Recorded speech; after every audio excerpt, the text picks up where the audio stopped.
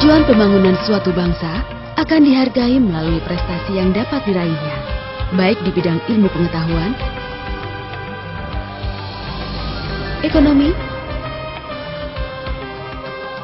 olahraga,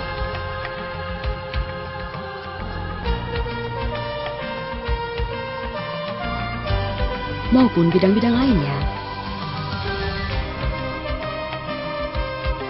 Prestasi-prestasi tersebut hanya dapat dicapai manakala derajat kesehatan masyarakatnya secara umum dalam kualitas yang baik. Indonesia dengan jumlah penduduk yang besar sangat rentan terhadap kesehatan, terutama kesehatan lingkungan yang dapat menimbulkan dampak kejadian diare. Data angka kejadian diare nasional pernah mencapai 423 per 1000 penduduk per tahun. Bahkan Indonesia pernah mengalami kejadian luar biasa diare di 16 provinsi pada tahun 2006. Dalam hal sanitasi, berdasarkan laporan MDGs 2007, terdapat 30,7% atau sekitar 70 juta penduduk Indonesia belum memiliki akses terhadap sanitasi yang layak.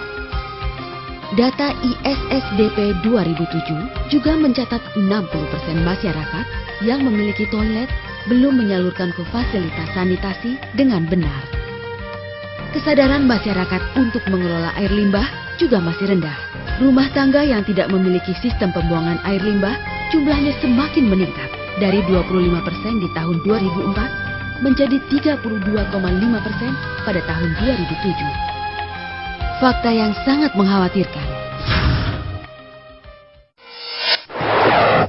Rendahnya cakupan pelayanan air minum dan sanitasi yang layak di Indonesia ini telah menjadikan tantangan yang lebih besar buat kita semua dalam rangka menanggulangi permasalahan kemiskinan dan juga peningkatan kesehatan masyarakat. Studi yang dilakukan bersama Bank Dunia tahun 2008-2009 yang lalu menunjukkan bahwa Indonesia harus kehilangan 56 triliun rupiah per tahun karena buruknya kondisi sanitasi kita. Jumlah ini sama dengan sekitar 1.200.000 rupiah untuk setiap keluarga. Ini adalah jumlah yang sangat besar, apalagi untuk keluarga miskin. Rendahnya cakupan pelayanan air minum dan sanitasi yang layak di Indonesia ini telah menjadikan tantangan yang lebih besar buat kita semua dalam rangka menanggulangi permasalahan kemiskinan dan juga peningkatan kesehatan masyarakat. Studi yang dilakukan bersama Bank Dunia tahun 2008-2009 yang lalu menunjukkan bahwa Indonesia harus kehilangan 56 triliun rupiah per tahun karena buruknya kondisi sanitasi kita. Jumlah ini sama. Kesulitan dan kerugian yang dialami masyarakat ini harus diakhiri sesegera mungkin. Untuk itu, pemerintah telah menetapkan rencana pembangunan jangka menengah 2010-2014 dengan sasaran yang jelas dan terukur, antara lain pada tahun 2014 nanti kita mengharapkan tidak ada lagi masyarakat Indonesia yang masih melakukan praktek buang air besar sembarangan. Artinya ini kita harus menyediakan tambahan fasilitas sanitasi untuk 70 juta orang. Sehingga kita harapkan nanti 75% rumah tangga kita sudah menggunakan jamban yang layak. Air minum perpipaan juga kita akan tingkatkan untuk bisa melayani 32%, juga air minum non perpipaan menjadi 38%, sehingga dengan demikian kasus diare kita harapkan bisa turun dari 350 orang per 1000 penduduk per tahunnya menjadi 285 orang per 1000 penduduk per tahunnya. Selain itu, untuk sisi persampahan, kita mentargetkan pada tahun 2014, 80% rumah tangga kita sudah dilayani suatu pelayanan persampahan yang berkualitas. Untuk drainase, kita mentargetkan untuk bisa mengurangi genangan di 100 kawasan strategis perkotaan seluas 22.500 hektar.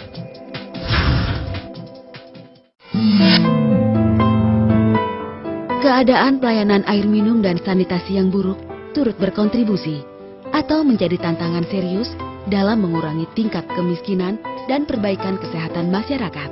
Data dari studi Bank Dunia mencatat kerugian ekonomi yang ditimbulkan bisa mencapai 56 triliun per tahun. Bayangkan, jika nilai sebesar itu untuk pembangunan bidang lain yang lebih produktif, tentu dampaknya akan lebih bagus bagi masyarakat. Harus diakui, kita masih menyaksikan sebagian masyarakat terpaksa menanggung beban akibat buruknya air minum dan sanitasi. Baik berupa menurunnya kualitas lingkungan, mahalnya biaya untuk mendapatkan air minum, dan memburuknya tingkat kesehatan. Oleh karena itu, pemerintah berusaha mengakhiri penderitaan dan kerugian, terutama yang dialami oleh masyarakat yang berpenghasilan rendah. Pemerintah menegaskan komitmennya dengan menetapkan target yang dituangkan dalam Rencana Pembangunan Jangka Menengah atau RPJM Air Minum dan Sanitasi 2010-2014. Target itu adalah seluruh penduduk harus stop buang air besar sembarangan. Prosentase penduduk yang menggunakan jamban sehat meningkat dari 64% menjadi 75%. Menurunnya kasus diare dari 350 orang per 1000 penduduk menjadi 285 per 1000 penduduk pada tahun 2010. Meningkatnya air minum perpipaan menjadi 32%, non perpipaan 38%. 80% rumah tangga mendapat akses terhadap pengelolaan sampah. Menurunnya genangan air di 100 kawasan strategis perkotaan di Indonesia. Pencapaian target RPJM Air Minum 2010-2014 seiring dengan target internasional atau MDGs.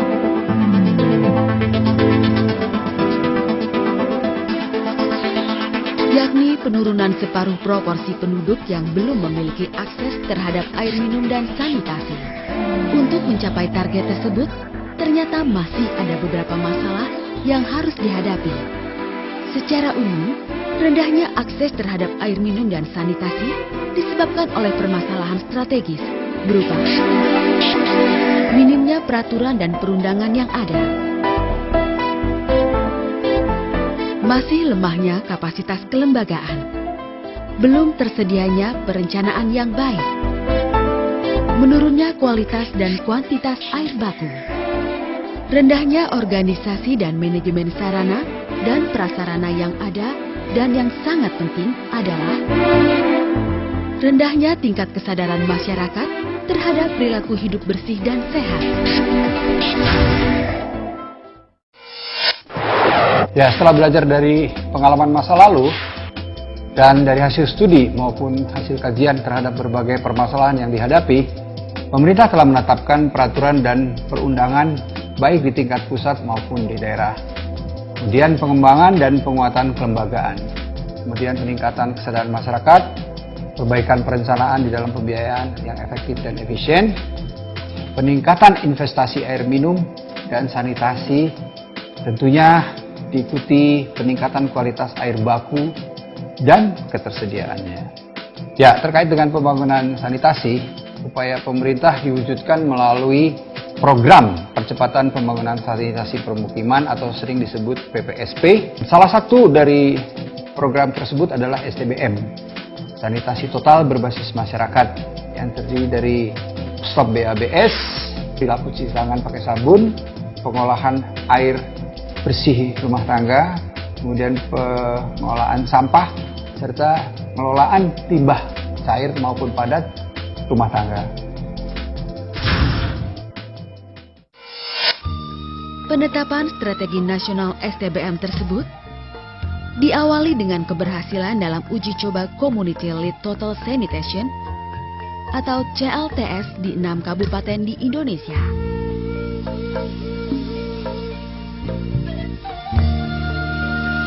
Dilanjutkan dengan program replikasi CLTS yang menghasilkan 160 desa ODF di tahun 2006 dan 500 desa ODF di tahun 2007. Kemudian pemerintah menetapkan strategi nasional sanitasi total berbasis masyarakat. Sanitasi total berbasis masyarakat atau sering disebut STBM adalah suatu pendekatan untuk mengubah perilaku higiene dan sanitasi melalui pemberdayaan masyarakat dengan metode pembicuan. Satu komunitas dinyatakan telah melaksanakan STBM atau sanitasi total berbasis masyarakat apabila dalam satu komunitas seluruh masyarakatnya tidak buang air besar sembarangan. Yang kedua, komunitas tersebut sudah berperilaku mencuci tangan dengan sabun dengan benar. Yang ketiga, mengelola air minum dan makanan yang aman. yang keempat mengelola sampah dengan benar, dan yang kelima mengelola limbah cair dengan aman. Dari 5 pilar STBM, pilar pertama merupakan pilar yang wajib, yaitu perilaku masyarakat untuk stop buang air besar sembarangan. Ini merupakan perilaku dasar yang sangat penting dilakukan oleh seluruh masyarakat, sehingga Indonesia bisa mencapai stop BABS di tahun 2014. Strategi nasional STBM meliputi penciptaan lingkungan yang kondusif dengan prinsip meningkatkan dukungan pemerintah dan pemangku kepentingan lainnya dalam meningkatkan perilaku higienis dan saniter. Peningkatan kebutuhan dengan prinsip menciptakan perilaku komunitas yang higienis dan saniter untuk mendukung terciptanya sanitasi total.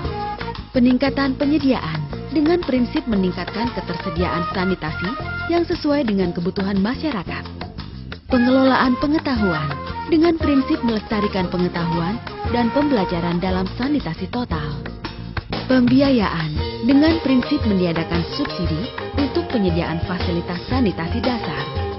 Pemantauan dan evaluasi dengan prinsip melibatkan masyarakat dalam kegiatan pemantauan dan evaluasi. Jika sanitasi total berbasis masyarakat dapat terlaksana dengan baik, dan perilaku hidup bersih dan sehat sudah dilakukan atas kesadaran masyarakat, maka diharapkan tingkat kesehatan masyarakat akan semakin meningkat. Dengan demikian, dana yang dikorbankan untuk biaya pengobatan dapat digunakan sebagai biaya pendidikan maupun investasi lain yang lebih menguntungkan, sehingga dana yang dimiliki masyarakat maupun pemerintah daerah memiliki fungsi produktif dalam mendorong pertumbuhan perekonomian dan peningkatan kesejahteraan masyarakat.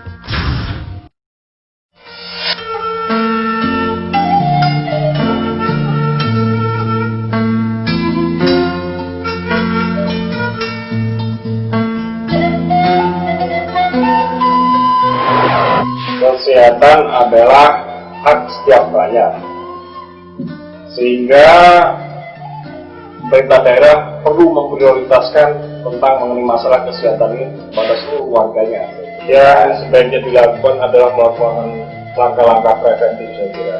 Jadi mencegah lebih baik daripada mengobati. Sehingga program STBM ini merupakan langkah yang tepat untuk diambil langkah oleh seluruh warga masyarakat, sehingga bisa mencapai sebuah derajat kesehatan yang lebih baik. Pandangan saya selaku kepala daerah tentunya bahwa STBM ini merupakan sebuah prioritas untuk menjangkau sebuah kesehatan derajat yang lebih bagus di tengah masyarakat. Oleh karena itu saya mengambil sebuah langkah-langkah kebijakan tentang mengenai masalah STBM ini dengan sebuah prioritas penganggaran pemerintah daerah. Saya kira kalau rakyat sehat, saya kira bisa melakukan aktivitas secara keseluruhan. Harapan saya kepada rekan-rekan kepala daerah di seluruh Republik Indonesia tentunya untuk mengambil langkah program STBM ini menjadi prioritas yang utama, karena program STBM ini bisa mencapai sebuah langkah derajat kesehatan bagi seluruh warganya untuk mencapai sebuah kesejahteraan.